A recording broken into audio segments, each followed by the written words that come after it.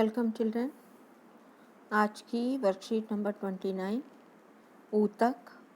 आज इस वर्कशीट में हम सरल स्थायी ऊतक, कोलेनकाइमा और स्क्लेरेनकाइमा के बारे में जानकारी प्राप्त करेंगे।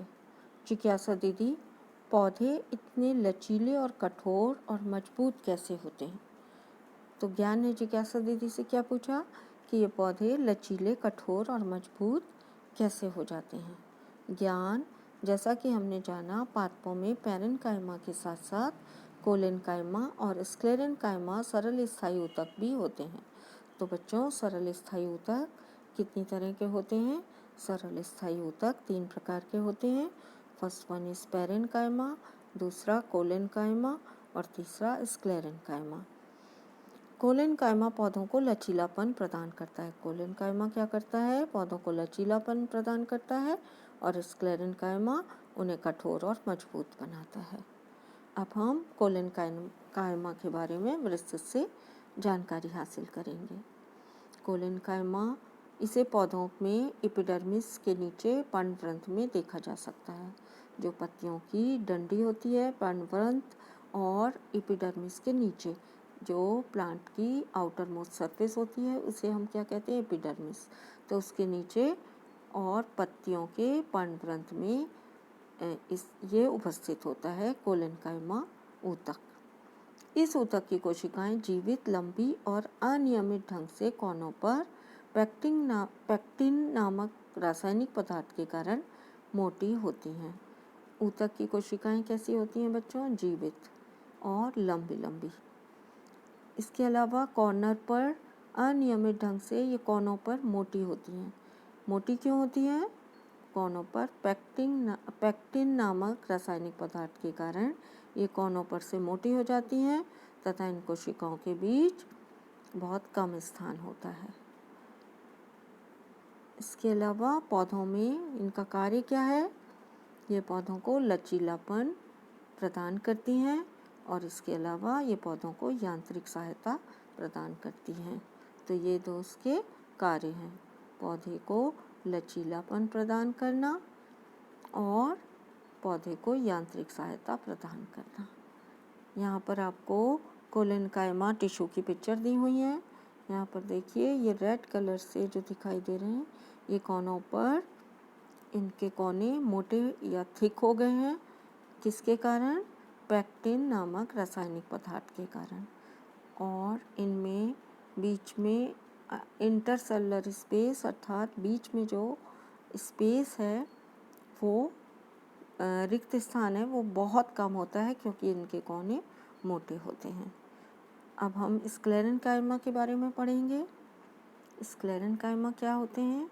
ये सरल स्थायी ऊतक पौधों को कठोर और मजबूती प्रदान करते हैं। क्या काम है इनका? ये पौधों को कठोर और मजबूती प्रदान करते हैं। इस ऊतक की परिपक्व कोशिकाएं, जो मैच्योर सेल्स होती हैं, वो कैसी होती हैं? डेड होती हैं, मृत होती हैं, लंबी और पतली होती हैं। तीसरा, इस ऊतक की भित्ति लिग्निन नामक रासायनिक पदार्थ के कारण मोटी हो जाती है। इन ऊतक की पूरी कोशिका भित्ति जो होती है, वो लिग्निन नामक रासायनिक पदार्थ के कारण मोटी मोटी हो जाती हैं। मोटी कोशिका भित्ति होती हैं। कोशिकाओं के बीच आंतरिक स्थान नहीं होते क्योंकि इनकी भित्ति कोशिका भित्ति मोटी होती हैं। इनके बीच आंतरिक स्थान या बीच का स्पेस नहीं पाया जाता। यह ऊतक तने में संवहन बंडल के समीप, पत्तों की शिराओं में और बीजों और फलों के कठोर छिलकों में उपस्थित होता है। कहाँ कहाँ उपस्थित होता है ये स्क्लेरेनकाइमा?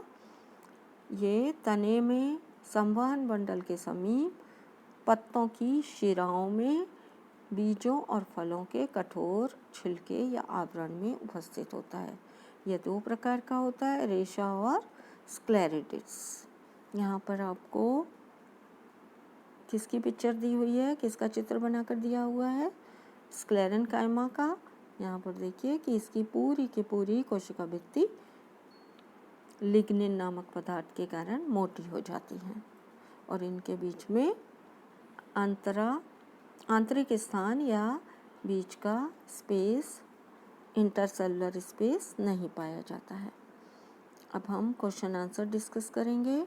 क्वेश्चन नंबर 1, पैरेन्काइमा के अतिरिक्त 2 सरल स्थायी ऊतकों के नाम बताइए। तो 2 सरल स्थायी ऊतक कौन से हैं? Number 1 collenchyma, number 2 sclerenchyma. Question number 2, sclerenchyma ऊतक पौधों में कहाँ उपस्थित होता है और इसका क्या कार्य है? तो स्क्लेरेनकाइमा ऊतक जो है पौधों में कहाँ उपस्थित होता है? ये पौधों के तने में, संवहन बंडल के समीप, पत्ती की शिराओं में, बीज और फलों के कठोर छिलके में उपस्थित होता है। इसके अलावा इसका क्या कार्य है? ये सरल स्थायी ऊतक पौधों को कठोरता और मजबूती प्रदान करता है। ये इसका कार्य है। अगला क्वेश्चन नंबर 3, स्क्लेरेनकाइमा ऊतक में कोशिकाओं की भित्ति मोटी क्यों होती है? तो स्क्लेरेनकाइमा कोशिकाओं में कोशिका भित्ति मोटी क्यों होती है बच्चों? क्योंकि स्क्लेरेनकाइमा कोशिकाओं में लिग्निन नामक रासायनिक पदार्थ के जमा होने के कारण इसकी कोशिका भित्ति मोटी होती है। तो यहाँ पर आपको इसका आंसर दिया हुआ है। इस ऊतक की भित्ति लिग्निन नामक रासायनिक पदार्थ के कारण मोटी होती है और कोशिकाओं के बीच आंतरिक स्थान नहीं बचता। नेक्स्ट क्वेश्चन नंबर 4, कोलेनकाइमा ऊतक पौधों में कहाँ उपस्थित होता है और इसका क्या कार्य होता है? तो बच्चों कोलेनकाइमा कहाँ उपस्थित होता है? कोलेनकाइमा पौधों में एपिडर्मिस के नीचे पर्णवृंत में देखा जा सकता है या उपस्थित होता है। तो ये एपिडर्मिस के नीचे और पर्णवृंत में उपस्थित होता है। कार्य क्या है इसका? इसका एक कार्य है पौधों को लचीलापन या लचीलेपन का गुण प्रदान करना और दूसरा कार्य है पौधे को यांत्रिक सहायता प्रदान करना। तो ये दोनों इसके कार्य हैं। नेक्स्ट क्वेश्चन नंबर 5, स्क्लेरेनकाइमा और कोलेनकाइमा ऊतक में अंतर स्पष्ट कीजिए। यहाँ पर आपको एक सारणी बनानी होगी और सारणी बनाकर दोनों में अंतर लिखना होगा। पहले हम कोलेनकाइमा के बारे में जानेंगे। कोलेनकाइमा की नंबर 1, कोलेनकाइमा की कोशिकाएं जीवित होती हैं और लंबी लंबी होती हैं, जबकि स्क्लेरेनकाइमा की कोशिकाएं मृत होती हैं और लंबी पतली होती हैं। तो पहला अंतर आप क्या लिखेंगे? कोशिकाएं मृत होती हैं, लंबी पतली होती हैं। कोलेनकाइमा की कोशिकाएं जो हैं वो जीवित और लंबी होती हैं। दूसरा लिखेंगे, कोलेनकाइमा कोनों की कोशिकाएं कोनों पर मोटी होती हैं। वो क्यों होती हैं? पेक्टिन नामक रासायनिक पदार्थ के जमा होने के कारण कोलेनकाइमा की कोशिकाएं कोनों पर मोटी होती हैं, जबकि स्क्लेरेनकाइमा की कोशिका भित्ति लिग्निन पदार्थ के जमा होने के कारण पूरी मोटी हो जाती है। नंबर 3, इनके बीच बहुत कम स्थान होता है। जो कोलेनकाइमा की कोशिकाएं होती हैं इनके बीच बहुत कम स्थान होता है, जबकि स्क्लेरेनकाइमा की कोशिकाओं के बीच स्थान नहीं पाया जाता क्योंकि इनकी कोशिका भित्ति मोटी होती है। इनके बीच